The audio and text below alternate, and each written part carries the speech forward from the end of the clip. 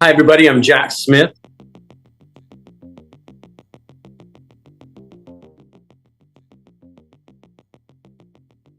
I am CEO of Fortuna Business Management Consulting. We are a 3-time Inc. 5000 award-winning IT consulting and staffing company, but we're also a veteran-owned business. So I'm an Air Force veteran, and we work with veterans a lot. And last year, we were one of the 100 fastest-growing veteran-owned businesses in America. I'm really excited to be sharing our journey with you guys.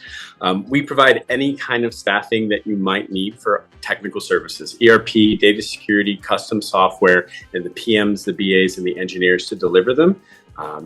Small and large scale teams on demand. We mostly work in the government sector because we are veteran owned.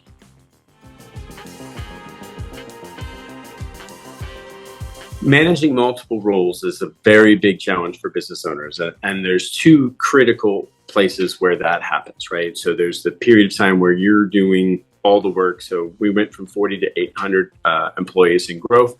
It was me and my business partner as our only executives. Over that period of time, we had 6 executives. So I was both delegating out all of these tasks and still managing and developing this rapid period of growth where we've been managing all the roles. My secret power for managing the roles personally in the front half of that is a project management tool. I'd say the main key to anything on that growth is about systems and tools. I don't care whether it's an Excel spreadsheet, in a notebook, if it's repeatable, it's a process. And the more you can systematize that, the more effective your growth will be. And the more clearly you can see what you need to do, right? Because as you're shifting and running, you need that one spot to look where you can kind of heads up display, these are the tasks I need to accomplish. And then that helps you also do the next part of this, which is to now delegate this. Now that you know what you're doing in managing those multiple roles to keep everything going, now you can see where your edges are. You can see the tasks that aren't getting completed, and that's where you start to hire for your edges as we grow. And so that's where we wound up. Everybody had to be needed right away with 800 employees.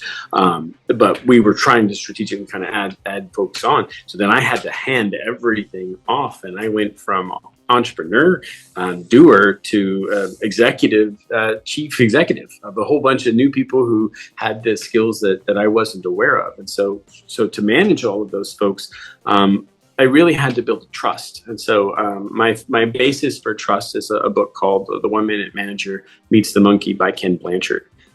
It's about the monkeys are the next step, right? And so it's about how many monkeys can you give your staff to care for that they come back and everybody's happy and healthy where they need to be. And the more of those that you can give them, eventually you can hand them a barrel of monkeys and a whole mess of projects, and they'll go figure it out and get it done.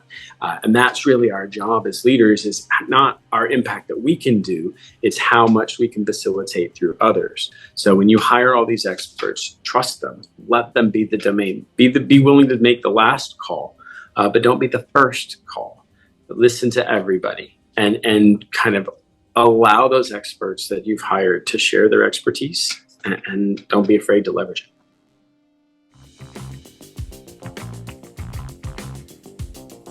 So 3 lessons I learned on our growth from 40 to 800 people. The first one is don't panic.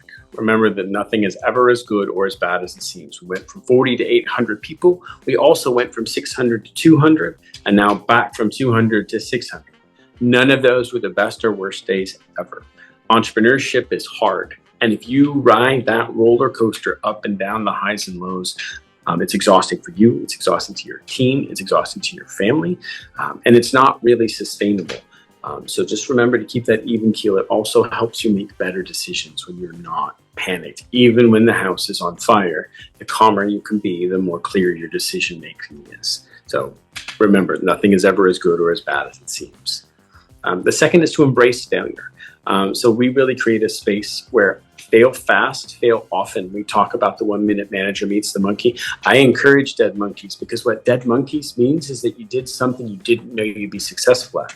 That's where learning happens. That's where we get better. That's where we improve. And when you're growing and scaling and everybody's brand new, there isn't a way to do it. You just figure it out. And if you're afraid to make a mistake, nobody's going to figure it out. So creating that space, It's always not about how you start. It's really about how you finish. And by embracing that failure and beginning again with new information, more improved, I think that really helps you be successful. And the third part, the third lesson for me is probably the most important, is to delegate, delegate, delegate. If you want to go fast, go alone. If you want to go far, go together. And if you're going to grow a business, if you're going to make a dent in the universe, you need a team. You need to inspire others to help you create the change you want to see in the world. And that doesn't happen as a solopreneur. You can't do that alone. So the sooner you figure that out, and your job is just to facilitate and elevate others and to inspire them, it is very, very freeing. It takes the burden off of you, and now you get to be this cheerleader and support structure. But B, the beautiful thing is speed picks up. And the more you can do, the more hours in the day you get to create, because you have so many more people that you've brought to your cause.